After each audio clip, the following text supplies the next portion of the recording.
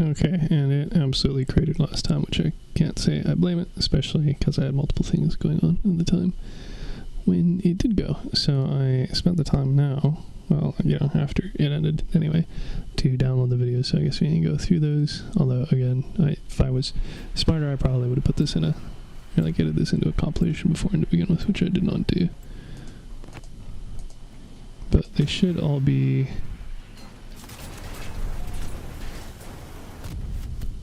fairly decent enough clips. I will note that I seem to be in the minority as far as actually running the Skinner on my Flame Dog. That's because I found it a lot easier to handle, like hovers especially, since of course they have the acceleration bonus by being able to keep them, you know, placed about there and not able to do anything about getting away until I blow parts off. So this particular hover build looks like it had a really bad time just because it didn't have enough gun depression, and then they also didn't lock their camera either in order to actually like allow it to shoot frequently. It was only getting a couple shots off and then getting blocked by its own build. And then yeah, against other dog builds too, of course the Skinner prevents them from being able to reorient.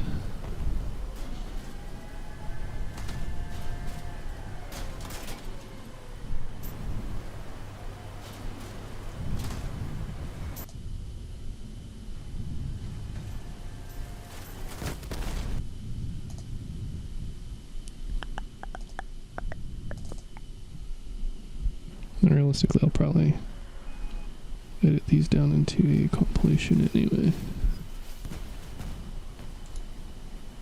Not there, I mean, you know, the whole given infinite time sort of thing, right?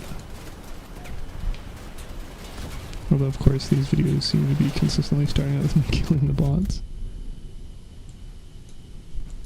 It is technically the start of combat, but also I actually tend to be too much of a threat to begin with.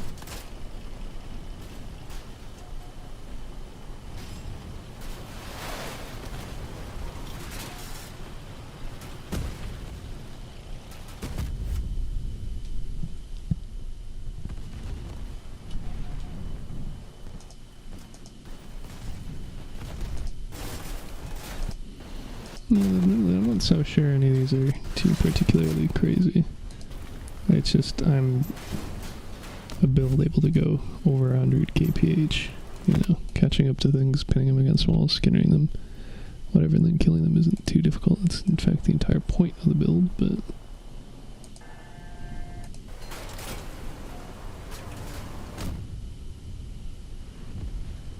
and then even with this, I'm only about halfway done the trial, so I said I do need to get the firebugs back at some point when their price isn't crazy, and uranium prices in general aren't crazy, and get the trial completed. But yeah, those bigger builds are actually sort of the only ones, like the brick builds are really the only ones that give me much guff. Because of course it takes a long time to chew through them, and like, to be fair, even then, like, a dude with 2 cannons isn't going to do much against my build. So this particular guy I focused because fortunes will definitely fuck me up, and as a result also means they'll probably have fucked up the rest of the team if I didn't deal with them. But yeah, and then this dude takes a while longer to chew on. Mostly succeeds because of the teammates all grouping up on him rather than just my Flame Dog.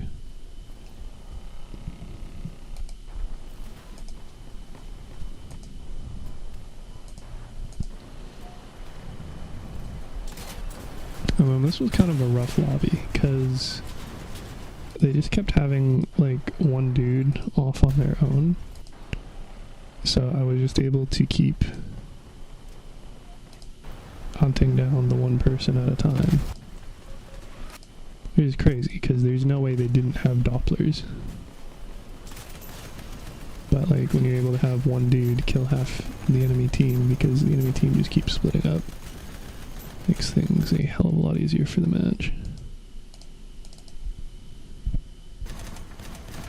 No, I don't know why I'd have a clip of raids, but whatever.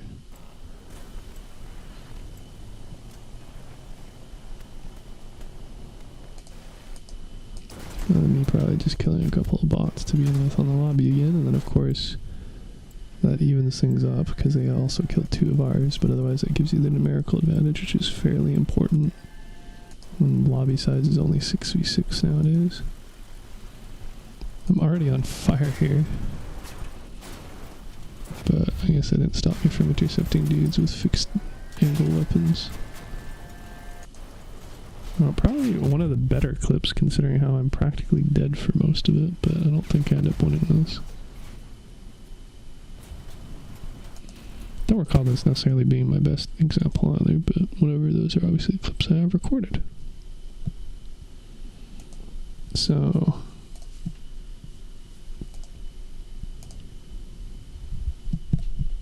you know, whatever. As far as going back to the game, for stuff, I mean, I just been finished talking about how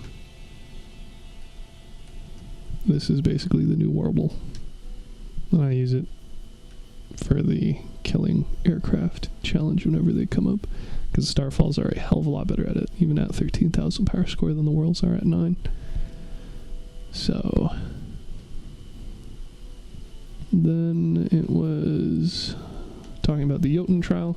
So I started off with a speedy little guy, slightly different than this, very similar though, and I ended up with this for the bulk of the trial as well, because it's just easier to outrun fire dogs again and actually have a chance of killing them, either by slowing them down and helping teammates, or just eventually with the really bad DOT. I see as I was getting 200 per tick there, but that's because I had multiple, and that build has a lot of small parts. Like, it's normally still a poor example. I'm normally getting like 40 damage per tick, if that, with them. They're not great. So I experimented with a couple of hover designs, including this one, which is a slightly lower power score because it's running a single one on a Jotun, on the Omnibox, and then a single Capcan. But this was even worse at killing them. I tried with the Catalina a couple of times, but like the damage debuff was like fairly obvious from the get-go, and it took so long to actually get charges up on it, and the damage difference for Jotuns especially was so minuscule it didn't seem worthwhile. So after playing around this to try and just be essentially immune to dogs, although of course ones with the actual jaws could still catch and chew me up pretty well, or a Catalina variant, I went back to the land version. So this is another build that I was just kind of showcasing. I did have the inflatable Icaruses, you know, fake ones, and then I found a fairly decent way to protect hovers by wrapping them with the large fenders, and then the Bartizans. I mean, it's not perfect against, you know, gunfire explosions especially, but it worked fairly well for the occasional shots I was taking. Like, I do like the aesthetics of this build, but it's still not one that I feel like I'm probably going to keep, you know, continue using. So, and I got all the explosives tucked up underneath on there.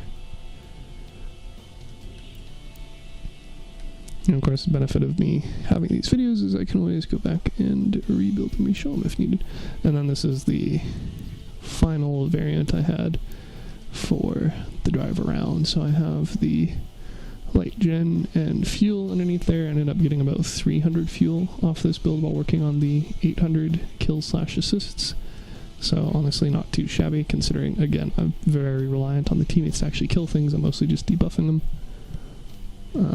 Of course, if teammates were more clever about, hey, this dude threw a puddle on this guy, if I keep this guy pinned, he'll continue taking damage and being slowed. But a lot of them proceed to immediately ram them out of the puddles, because of course they did. So this is another build I don't really expect I'll be keeping. I mean, the Jotuns got buffed about 2/3 of the way through it for more direct impact damage, and that's part of the reason why I keep the Harpy on it, because even though the Harpy doesn't increase the range of the refrigerant, even though I feel very strongly that it should, I have a suspicion, though I haven't tested, that having the Harpy apply for the initial hit means that it has a larger AoE that the first explosion damage will apply, and since that's a not insignificant source of the damage, you know, hopefully being effective that way. Did also have the suggestion from Bang Shield to combine this Jotun with the Akari, because the refrigerant, the ice effect, reduces the, or I guess rather eliminates maybe. It's not clear. They haven't actually given us the full details since the initial, like, teaser of upcoming changes. They didn't actually announce it in the actual release notes for all of these cryogenic weapons, but I'm pretty sure that it removes damage pass-through, damage resistance for parts, and then the Akari, of course, damages all structural parts on a build. So while you got thick damage that way, it's sort of like with running a narwhal that's, you know, pre-upgraded and one that, and like another one that's not. You end up with very different projectile speeds and properties. So you have to constantly adjust your aim with every shot. So that wasn't any fun. I mean, I made the suggestion, you know, maybe if you had somebody running a Jotun and then somebody else running a dedicated Akari build, maybe. But yeah, again, it's fairly straightforward as far as builds go. Like, I've done the design of, you make a 6x4 frame set for the cabin. You put some walls beside it, and then you put heavy fenders around the wheels, and then you put slanted parts on top. So this is a very familiar design for me, especially for doing trials, and then just throwing all the explosives underneath and the modules behind. So nothing really fancy there. Theoretically, I could also delete that build, but it's not like I'm for want of slots with the housekeeping I'm doing as part of this video anyway. So we'll have to see. And I don't think I had any versions of it up on the exhibition.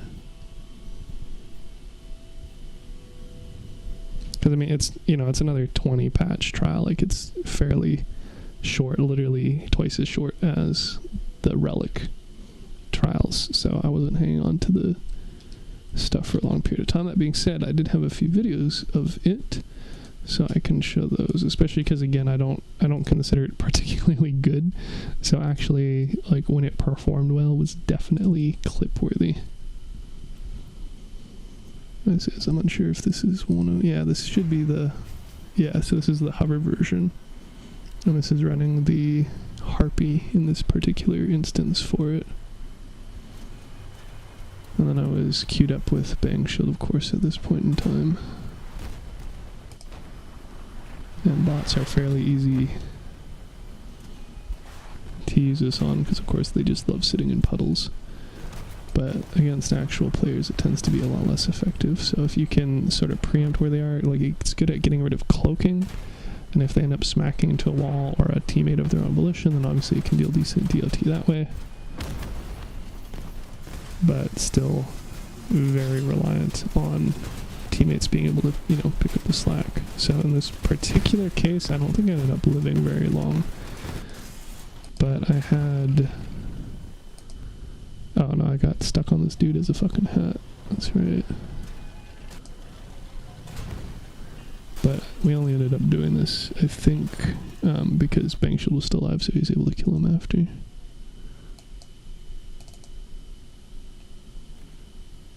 This is the boxes.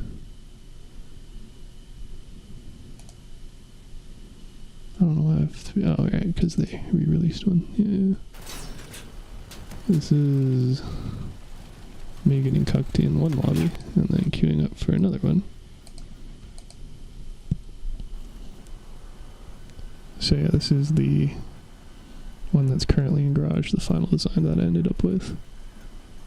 I think, actually, I did poke around with the idea of changing the cheetah out, because I don't really need that effect. I was debating having cloak on it, so cloak and radar was one of the things I was playing around with on the hover builds. Like, I was poking around with having the beholder cabin or the hippogriff cabin, and then the other module. But I found that, like, being able to go 116 kph as well as slowing down enemies tended to just be sufficient for actually being survivable. So I debated swapping over to the oppressor, but I mean, the cheetah is literally half the size of it. So the oppressor would have taken a lot more room I don't really have unless I just slapped it on, like, directly the back of my vehicle, and then it wouldn't last very long, even though admittedly the weapon turn speed function would help. The weapons are, like, decent enough. It didn't feel necessary change. So cheetah is what I had on it with experimentation, and cheetah is what I ended up finishing it with. Certainly wouldn't be able to do the fin well without bouncing up in power score quite a bit, I don't think. And then again, this is teammate basically stripped both of their builds, and then all I had to do is play cleanup and avoid the one dude who still had guns. I'm just lobbing shots at him until they were gone. Like that, so. I mean, to be fair, I didn't get any hate mail about it, but I think a lot of people were probably willing to send hate mail with how long it ended up dragging out matches. Like, I mean, a win's a win.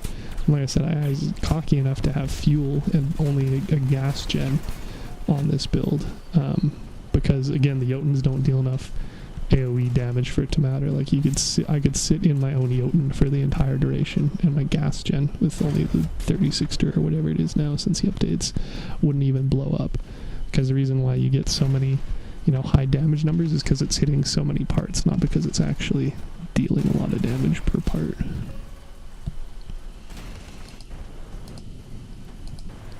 But yeah, it's the sort of thing, anytime I was focused by anybody who had any degree of, like, a competent build, especially things like miniguns, or somebody who was able to cap can or skinner me, was able to cause issues. But anytime the teammates were able to already strip them, or even if I was just able to be lucky enough to do so after enough AoE DOT, then I may kill them. But of course, it takes another minute and a half on matches, which are only normally 2 minutes max. So it's a very slow going process, but at least it still worked. And you can see this dude just eating a shit ton of damage.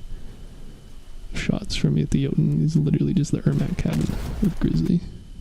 So, not a super performing build, super well performing build in any case, but like decent enough to complete the trial. And again, I definitely had my best luck with this by far. So then this one, I didn't end up winning, which should be fairly reasonable considering how it's a 2v6 right now. But what I ended up being able to do was the teammate lasted long enough to help strip a few of them, and dudes were running out of turrets. So what I could do is just out attrition them, since I'd already partially capped the OBJ. And then when they actually started running up on me to kill me, because of course it's fairly easy to do that when you still have guns, especially cyclones, I was able to just keep running around, picking off other dudes. And although I wasn't able to get the win because I was off point long enough for them to get a partial cap, I was able to, within the last minute, get another kill right here at the end when they finally wisened up and tried to run away from me. But I hit their generator. I was able to turn this into a draw. So this is probably the best example of the build's performance, because even though, I mean, it's not a win, but it's pretty much the best you could hope for in that situation.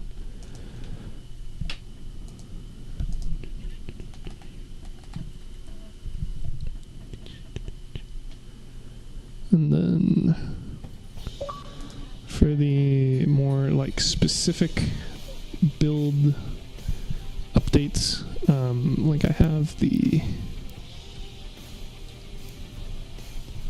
two variants of the Bronze Bomber, which again is based off of Psystorm's bomber from like 2-3 years ago. So this one, which runs the Thor, which allows me to also put on the Averter for helping to increase the durability of the Yongwen, because of course it's the only weapon on this build, with the 2 purple boosters and 1 blue. Top of the buggy wheels, which is what I consider the current version, quote-unquote, of the build to be.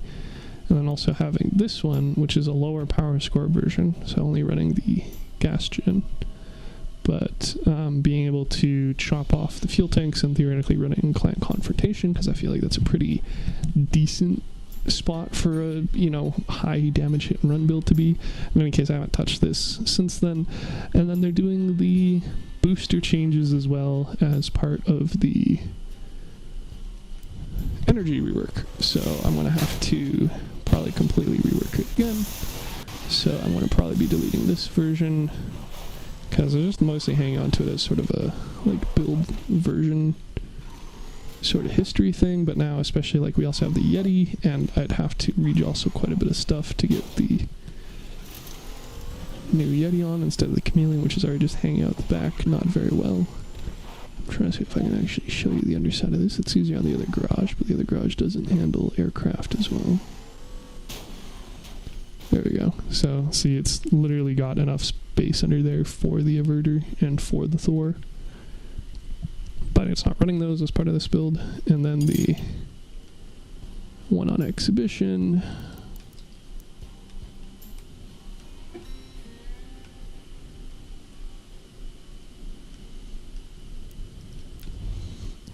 Just being that higher power score version. Although, like, I did rejostle the frames a little bit more, change the modules to the back, so that I could also fit an Iris and car jack down there since they don't cost any energy.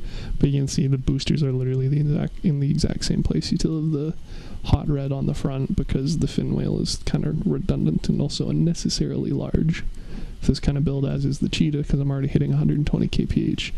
And then, as I mentioned before in prior videos, this is also very much by design, because it means that between the buggy wheels and the backup speed, I can actually still, while boosting in the wrong direction, get my damage bonus. So, it's very much the current iteration, and I did try and streamline the shape of it a little bit more. It's kind of difficult, of course, because we don't really have good edge corner pieces for this sort of 1x1 ramp, but it's probably the best looking version of it so far in my eyes. And again, when I inevitably have to update it as part of the energy rework, it'll be more versions as well. So that was that compared to this, which is just a lot more blocky and didn't transition as well in my eyes. So I can also delete that because I haven't really been bringing it clan confrontation. I can always just re-download the other one and strip it back down if need be, but at least keep, the visual aesthetic of it. So that covers the updates for that, which I said, I think the Bronze Bomber is actually in its own playlist for Crossout, but I mean, it's kind of annoying to have to do that, especially considering how I've touched on like 4 different iterative builds so far in this video, plus the other video, which again I should probably edit and put together into one video, and then take out the gameplay clips and then edit those together and then upload that separately. Which will also free up space on my OneDrive, because it's now yelling at me, because originally I was just storing all the clips on the Xbox, and then the Xbox, Microsoft is like, yeah, we're not going to store, infinite data, so we're going to start purging it, so you download it, and because I have OneDrive, I'm like, okay, well, I'll just store it on OneDrive, but my OneDrive is now also very close to the 1 terabyte being full, because it has all these clips that I was going to eventually edit into compilations and post. And the only one I did was for like November of 2017 for Siege or something like that. So lots of stuff to still sort through, but doable. This is my modular build, which I haven't touched for like a year and a half. So it will probably be kept as is until there's some sweeping changes. I don't think it's been PvP viable for a while, honestly, just due to the meta and like tacklers not being particularly good nowadays. And then I have a couple of more like beefy small attrition builds, but I haven't really used those seriously in PvP at all recently. I don't know if I want to necessarily delete them or just like try updating them again. So those have just been hanging around. And then I have my quote-unquote end game. I mean, I have a couple clips of it again. I don't know if I made it into the other video. In any case, I haven't actually updated this build at all. So it's not like there's need for a new video on the topic, at least I don't think. But the like really high end but not necessarily high performing builds, just due to the, again, what's viable in high power score. And then some art / raid builds, which again I haven't touched since the changes for mass and stuff. Luckily most of them haven't been very heavily impacted, and I've fused quite a few different parts. And I mean, these aren't even accurate lists, because like normally what I've been doing, unless it's a part I know I want to change again in the future, is like, oh, I upgraded my ammo packs, cool, I'll just resave the build. So I've actually changed a lot more than just the cabin on this build, for instance, since I've actually done the last updates on it. But as far as, oh, you upgraded parts, just swap them out, that's what I've done. So that's why there's such a difference between the mass I have available and the mass that's used, because it hasn't been touched since I've done all those upgrades. Likewise with the changes and theoretically having an Odin, being able to slap a second seal on this will be really good, but it's only really for raids, and I haven't touched raids again in months. So shrug. Likewise, my actual main raid build is overweight, but again, I haven't done raids because, I mean, you get to the point where you do 5,000 of the fuckers and you're like, you know what? Even though Steel Cradle and Frontier Defense are the best, the easiest, the most efficient ways to do them, I still don't want to spend half an hour every day for literally 5 years continuing to do them, especially when the rewards only end up being like 100 coins for doing so. So, use those, and then of course there's other like more art builds that I need to rework when I have, you know, new parts, upgrades. They've changed the formula for how the tonnage on some of them work. Art build that theoretically I'd want the Vindicators for, but again, the Vindicators aren't actually a really good choice, and this isn't particularly PvP viable. But since they changed the Machinist perk, so the Machinist tonnage significantly, I don't even need 8 legs anymore. I can get away with 6 unless I run the Pegasus, but I could also just run, you know, the fin whale instead, even though it's not particularly good on there. That'd let me cut down on legs even more. And then some other like PvP-esque builds that I just haven't touched on or updated on. So yeah, that's sort of the state of things. Just a lot that need like fairly minor updates for actually being of use. But the other biggest one is the helicopter, the Hind, because it's been what I've been working on and off on for a long time. Enough so that it was originally using integrated hovers to pretend to be a helicopter. But then with the release of propellers, so this is the version that doesn't exist anymore, quote-unquote helicopter propeller, and then they discontinued it after Sky Raider / Off We Go. So now it is auto-replaced with the Seagull on the exhibition, even though that's not the one that it had originally. It had the 6,000 tonnage version, so it wasn't actually over-encumbered, but whatever. So this is the, I'm not going to say original version, but this was the last posted version I had of it. And then while the energy economy on it hasn't really changed a whole lot, and again, it's primarily an art build, so it doesn't, you know, necessarily need to be perfect. I have updated this quite a bit visually. So the insides are identical, the outside top is identical, but I've messed around with the tail section a bit and with the internals slightly, and unfortunately hit the part limit pretty firmly as a result. So the current version of this, I can take this down now that, again, I actually have it in a video, and it's not relevant because it's not the newest version anymore, is this guy, which again very much closer to the parts limit, and I sort of rounded off the bottom, the back, I try to make it look a little bit more sleek, and then I added a couple more components, so namely the flares that we got, because it fits, why not. Of course, you still have the port and starboard signal lights indicated by the red and green flare, since we don't really have red and green toggleable lights that work so well for it, since the only ones that we have are the light bars rather than point lights.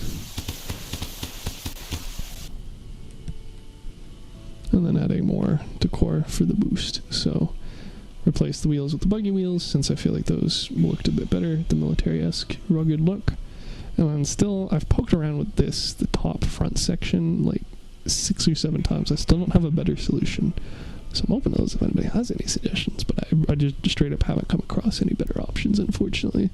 Likewise, the mounting of the, kind of hard to see that the mounting of the propeller is super rough because of the hitbox on the engineer intakes, but I don't want to get rid of the intakes, even though technically it's redundant with it being integrated into the cabin, just because I really like the look of it, and it's truer to the actual Hind diagram, which I literally have a... What the fuck am I looking at? Recreation, Crossout, Hind diagram. Literally try to model it after this for the original competition submission, and then just working on it in the meantime. So, of course, interestingly, we actually have a tail rotor, and we have, like, the actual Hind propeller now via the impeller and the maple. respectively. But of course, the petrol decreases the distance for distance-based components. The cheetah is a distance-based component that reduces the cooldown of modules. And the cabin perk is reliant entirely on cloaking, which is to say that if I'm running the ghost and you want to use the perk, you need to use a cloak. If you're using the cloak, you might as well use cheetah, so that as you cover distance, you reduce the cooldown on it. And if you're using that, there's no reason not to use the petrol, which decreases that distance even further. So on top of that, even just looking at the stats here, like I'm nowhere near capped on mass, but tonnage is almost equivalent to mass limit, which is exactly where I want it to be when flying. And that's just from the single coaxial rotor with 5,000 tonnage. Whereas if I went with the maple, that is 9,000 by itself. And because it's a main rotor rather than coaxial, it requires a second rotor, which, while, you know, being the impeller, would be like literally twice as much tonnage as I need. So, like, it looks better, yes, but then I'd have to find somewhere else to put the key in rather than having it be a pseudo tail rotor. And again, the perk just literally doesn't work with it. So if you're making an art hind, which is originally what this was, but only because we only had one version of propeller, if you're making an art hind, you run a propeller that is explicitly working against the perk of it, which I hate. So I don't do that because I'm trying to keep it at least semi-functional. So it's been, you know, it's sticking with the coaxial rotor for at least now. And this is the one that I'm most excited to do the updates for once I get the Odin, because while the energy is 15 for it also running the cheetah, so that's the upgrade over the prior versions that were posted to exhibition. It still had the flywheel, it still had a radar, it still had a cloaking.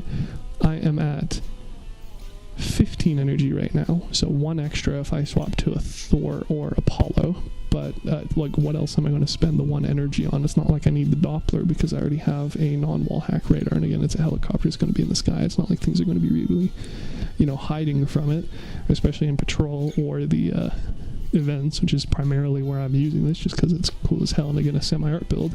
But if I can get 17 energy, which I can with the Odin, I can slap a trombone in this bad boy's tail and essentially quote-unquote double, not really, but like, you know, increase the damage on it again. And because it's an art build primarily, I don't actually care that my power score for it is going to bump up to 14, 15, 16,000 power score, because like, whatever, again, I'm mostly using it against bots.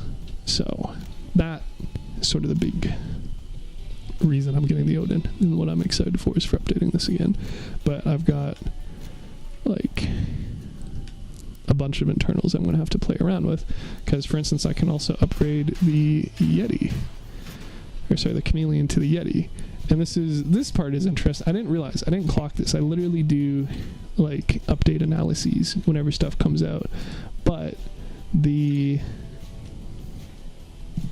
can just hide these are updated, whatever. Oh, except one of them is not. Whatever. Is if you look at the, another side note with theoretically, if I was running the Maple with the significantly increased tonnage, would also be looking at, if I wanted to use that tonnage, I would have to use a plus max mass engine, so something like the Colossus or something like the Pegasus, instead of the tonnage engine. And again, the cheetah explicitly helps with cloaking, which is the entire point of the cabin's perk. So, like, you're kind of, if you made an art hind, it would be entirely different functionality-wise, and significantly worse by, like, probably an exponential factor, honestly. But the semi-functional one is not running literally the Heinz rotor, which is just, it's so stupid to me. I appreciate that they didn't release the Maple and be like, hey, by the way, we're swapping the Maple and the Petrol's perk, but like, it's so close to greatness, those off by one errors. But as far as the modules, I didn't clock this until I actually was doing the math yesterday. So not only is the Yeti, you know, toggleable, it has the trade-off of being much larger and requiring like an ammo count, but the cooldown is ridiculously decreased. So these have a 25-second cooldown, which, to be fair, 25, 24-ish before upgrades, which you can increase the cooldown with the Cheetah engine, as discussed. And the Yeti has a 16-second, but not only is that already significantly better, 33% less time, it's also impacted by the Cheetah. So you can relatively decrease it even further. And you can also manually deactivate it, which reduces the cooldown to 8 fucking seconds. Which is ridiculous.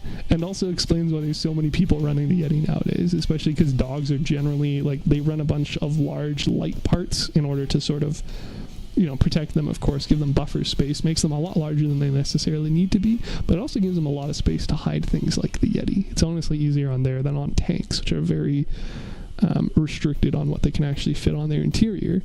But, like, you're looking at 1/3 the cooldown, and then you're also still able to reduce it even faster with the Cheetah. It's ridiculous. So it's something where I need to probably get the Odin and then take out the bootstrap, throw the Odin in, and then take out the chameleon, put the Yeti in, and then put the trombone at the back, and then probably find some places to put the ruin. Maybe rework the tail section again so I can fit some stuff in there rather than it just holding the tip of the Cheetah. Theoretically, again, I could replace the Cheetah with the fin whale for more stats, but it goes against literally the entire point of the cabin perk.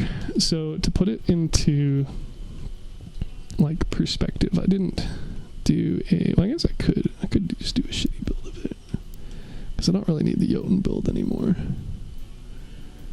Yeah, I guess I might as well. I already deleted it.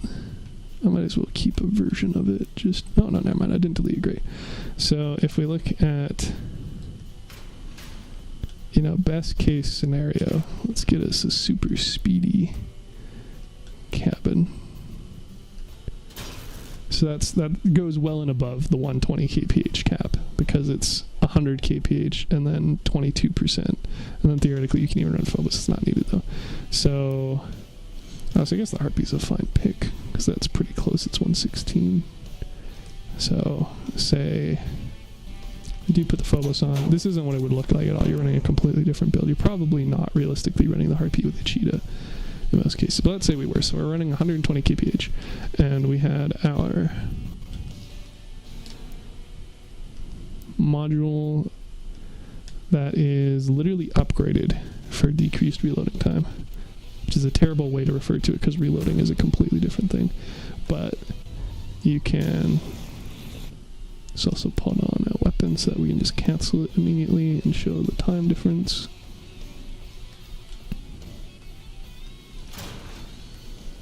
So we have our cloaking, and of course we're still speeding up here, like this isn't even at full speed. But a chameleon under ideal circumstances, you get around here to the end of the guard tower and it's ready to go again. Whereas with the Yeti,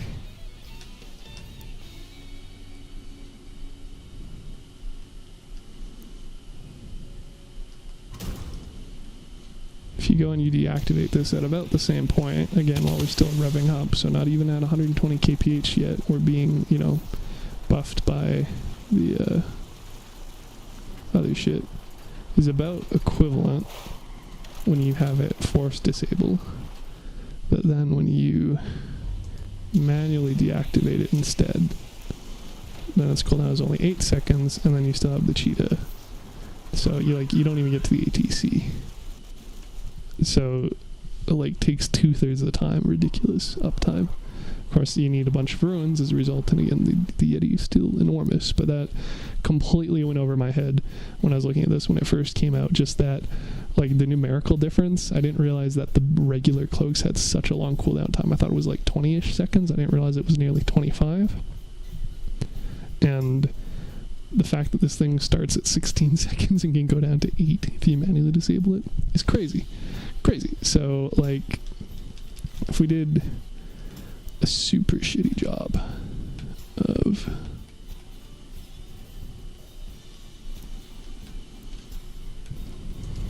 comparing these.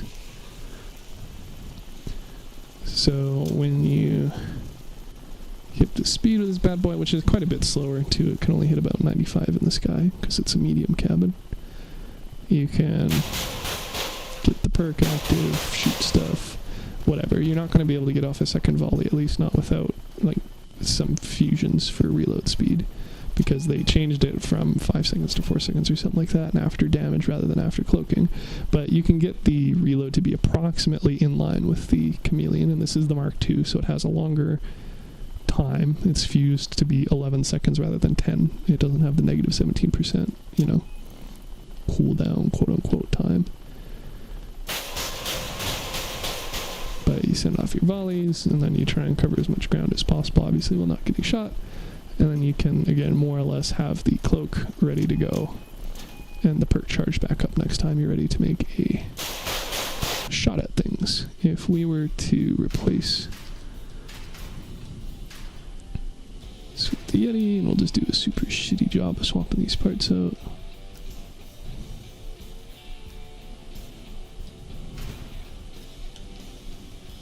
If we even have enough room without jostling more stuff.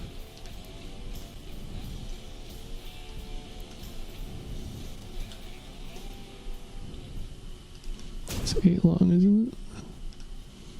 It should fit in there, doesn't it? So, oh, this is only 5 wide. Oh no. Thought it was 6 on the interior. So yeah, I'm going to have to do a lot of updates to actually make all this shit fit. But to be fair, the Odin and the Yeti are nice and flat and long, so I feel like they'll actually sit fairly pretty. What am I doing wrong here? 1, 2, that's 6, 7. I need 8, so I actually need to move that outside as well. So the Odin is just being incredibly needy. But once I have that figured out, then I can obviously put other things in it a little bit easier. So I can put the Odin underneath there in the 8x4 gap, and it's actually an 8x4x3 gap right now. So I can actually probably put the sidewalls back on if I instead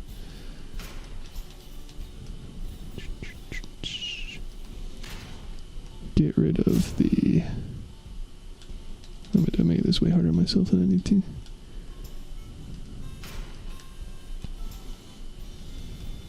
It says it doesn't let me set that down anymore. Okay.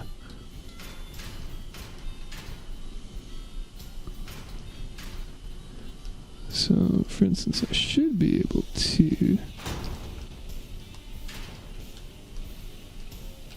Oh, so needy. In theory, fit the Odin, which is a 8x4-ish, there on the one side, and then I can fit the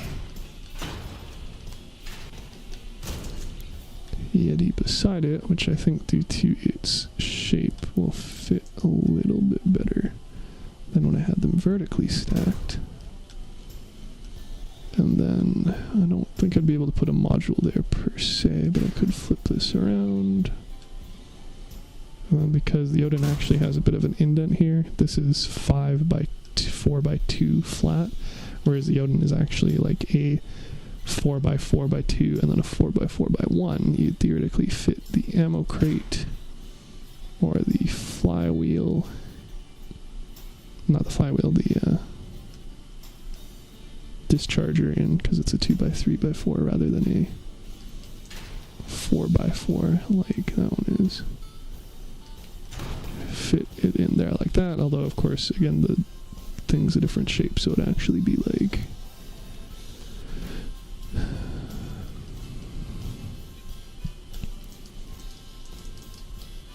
the Odin shape is like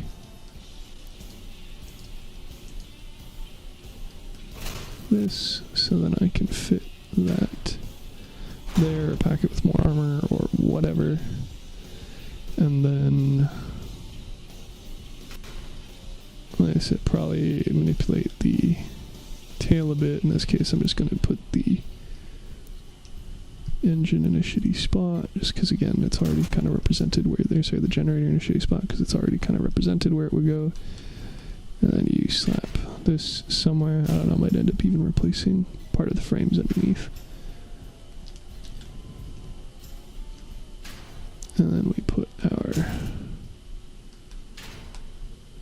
thing back on top, and we update the controls.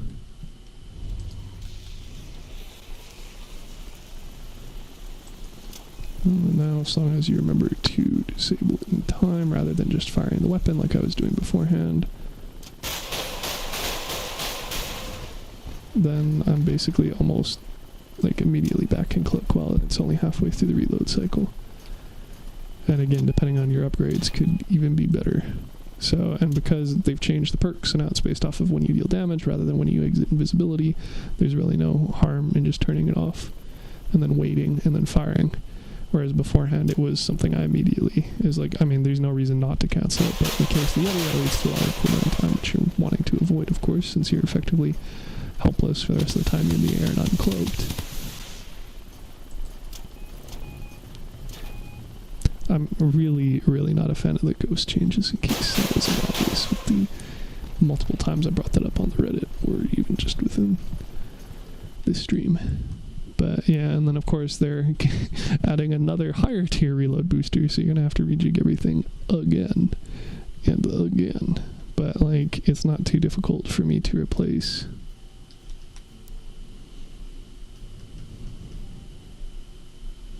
Like, I like the silhouette right now of how it has that long, relatively flat slope. But realistically,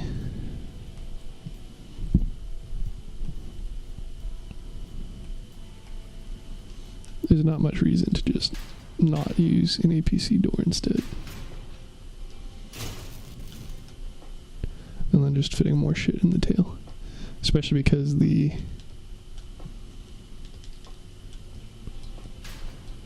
Odin especially would fit right there. So again, 4x4 by 1, and then a 4x4 by 2 on top of it would actually sit really nice on top of that cheetah. And then again, I'd be able to do whatever I wanted for rejigging the interior of there, which again, probably going to want to focus on keeping the Yeti vertical, because having it horizontal would require me to remove more of this side armor, which is also where the quote-unquote wings are anchored to. But like, that stuff fits in nicely enough. And it's not like the Odin would look out of place on the top of the helicopter either, because it would look like that, which, I mean, is a non-issue. I could even cover it with stickers if I wanted to. So lots of updating I'm going to need to do with this version. But especially, like I said, even just the Yeti, there's already quite a bit I can do. I mean, so theoretically, obviously this doesn't currently work very well, since that's just the placeholder preview for the generator rather than the generator itself. And then, of course, being in the tail means that very much like in Winter Mayhem, or it's not called Winter Mayhem, in the current Ravager versus Steppenwolf event, I mean, blowing off the tail is going to blow off the trombone and radar, but I mean, again, I'm only using a coaxial rotor rather than a main rotor and tail rotor, so that's not going to prevent me from flying. It's just going to disable some stuff. But I could mock it up like that.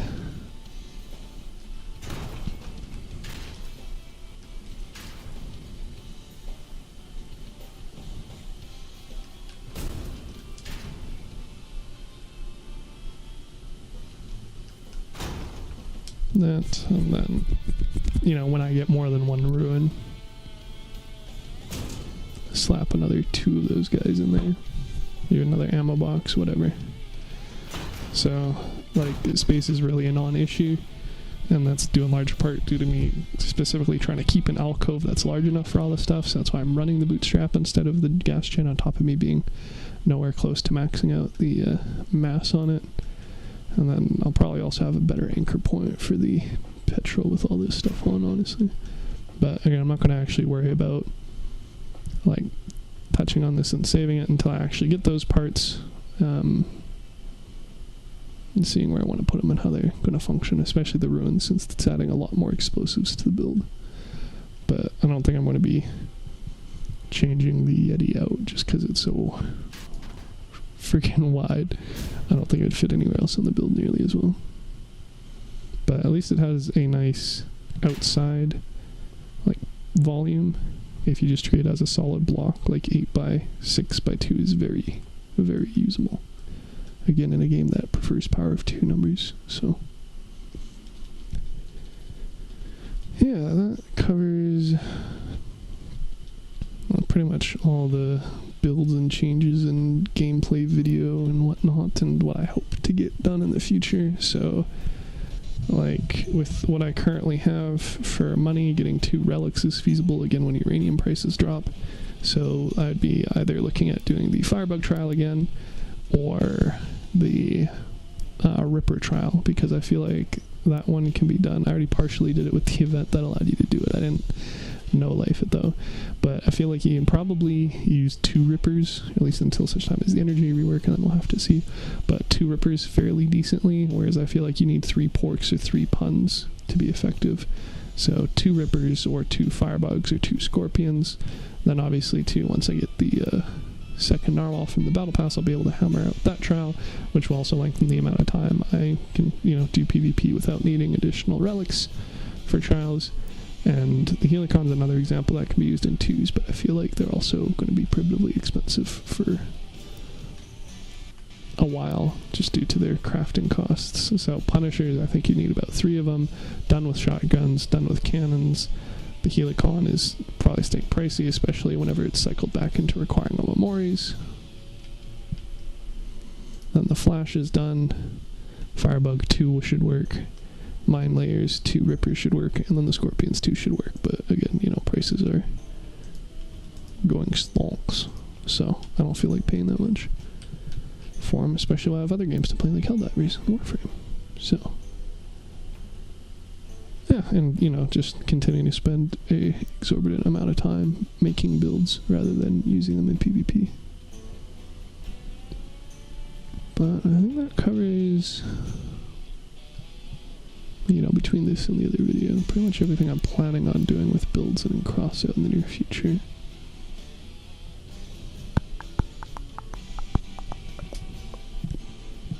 So I guess I have a bunch of video editing to do, try and bring the stuff back up to snuff, make it more concise.